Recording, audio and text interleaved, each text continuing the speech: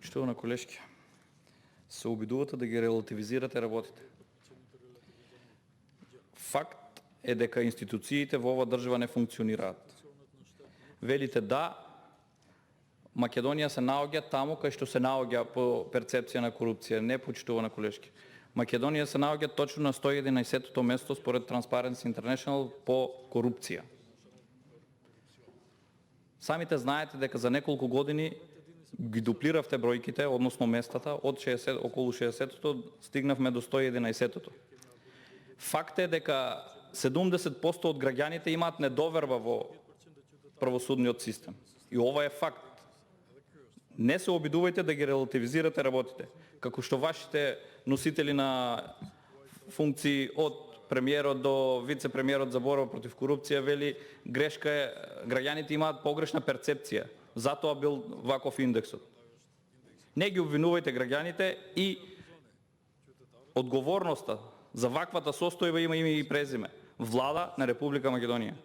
Во моментот извршната власт е таа која што е директно одговорна и да не ги релативизираме работите. Директно одговорна за целата ситуација во која што се наоѓаме. Со самото донесување на оваа стратегија, за која што се согласивме и потполно се согласувам, пак ќе повторам, дека е стратешки документ, со самото тоа колку само имаме нотирани проблеми и пропусти кои што се иницијатори или услови за зголемување на корупцијата, можеме да претпоставиме, односно можеме да видиме во каква состојба ни е државата. Не ни функционираат институциите, почитувана колежки. Знаете како велат? Ја знаете она, правдата без сила е немоќна, меѓутоа силата без правда е тиранска. Тоа е власта на СДСМ. Тоа е власта на СДСМ, почитувана колежки. Но ајде да се навратиме на еден сегмент кој што покрај тоа што сакавте да ги релативизирате работите и целосно да ги намалите, да ја намалите одговорноста на оние кои што во моментот се најдиректно одговорни, и не заборавајте дека на власт е веќе со техничката влада околу 5 години. Во делот на државното правобранителство, недоволна ефикасност и транспарентност во работењето е проблем и кај државното правобранителство, поради слабости во Законот за државно правобранителство. Ова е констатирано од страна на комисијата. Вели вака, во точка 1, зависност на правобранителството од владата во однос на утврдување на бројот на државни правобранители седишта подрачја. Невоспоставено оценување на државните правобранители како начин за верификување на нивната ефикасност и ефективност. Еден државен орган, како државното правобранителство, кое што е должно да се грижи за државниот имот, за сите права и да ги штити правата на државата. Вие го ставате во една положба на подчинетост и било каква несовпаѓање со мислењето на извршната власт, вие, извршната власт, наоѓате заобиколени начини како ова да се протне и да ги злоупотребите и законодавниот дом и извршната власт. Овде е и председателката, значи еклантантен пример за тоа кога владата имаше одговорност во однос на купопродажниот договор со Гама. Државното правобранителство имаше дадено негативно мислење, го заобиколивте со носење на посебен закон во законодавниот дом на Република Македонија. Од овде произлегува дека секој граѓанин кој што има било каков проблем во Република Македонија, дали од имотно правен проблем или било каков проблем во било која управна постапка и институција, може да се обрати до владата и со посебен закон да му биде решен проблемот на секој поединец. Избегнување на одговорност не смееме да дозволиме на носителите на извршната власт, кои што континуирано ги користат своите позиции за моќ и превласт и за бенефити, а кога имаме за одговорност, избегнуваме и ги заобиколуваме со донесување на закони за да се озакони нешто што не е законско.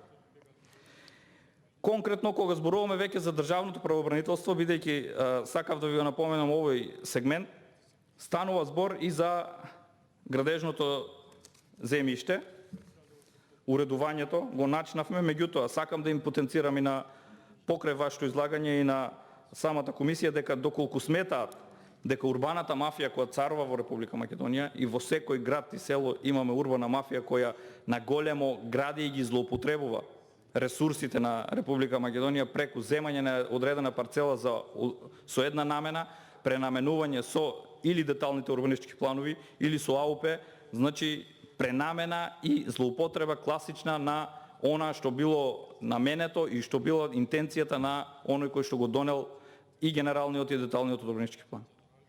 Такви примери сме обсипени. И ако антикорупцијска комисија смета дека само со измена на законот за градење во насока на задолжително иницирање постапка за одземање на лиценцата за надзор на правното лице доколку е констатирана неправилност со прикачување на невистината состојба.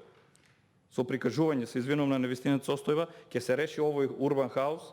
Лично сметам дека нема да се реши и таму имаме многу посериозни и длабински проблеми во царување на ова урбана мафија која е во спрега со носителите на извршната власт. Мислам дека овде треба да се прошират насоките во насока на подобрување на законодавството и одговорноста пред се на она делот каде што се зема за една цел, а се употребува за друга цел.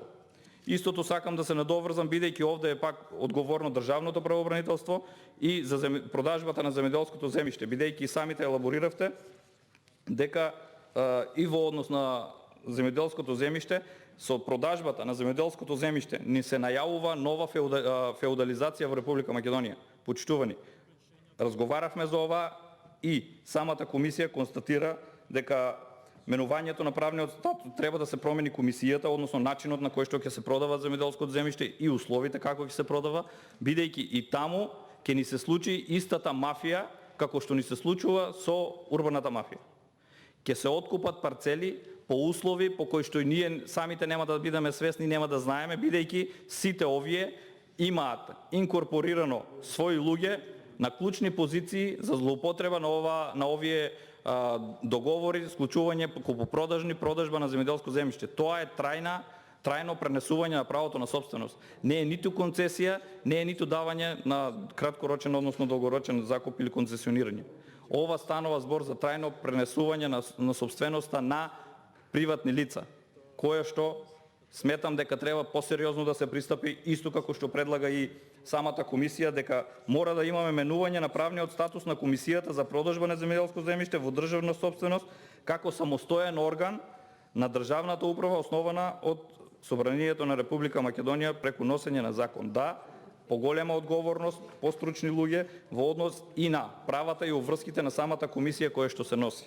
Затоа уште еднаш ви потенцирам да не ги релативизираме работите. Одговорноста е на извршната власт која што во моментот гледаме дека ниту е заинтересирана, нити сака да ги тера овие процеси, нити да излезе во пресред на самата комисија во имплементација на ова. Зошто? Бидејќи самите рокови гледаме дека се втора половина 2021, втора половина 2022. Сето ова е од констатирани недостатоци кои што за жал се многу, а комисијата и вице-премиерот кој што е одговорен за корупција во владата не смогна сили ниту да се појави овде, да продискутира како што сите овде дискутираме. Со сите образложувања од страна и на представниците на подносителите на оваа стратегија, која што е битна и значајна за развојот на Република Македонија. Ви благодарам.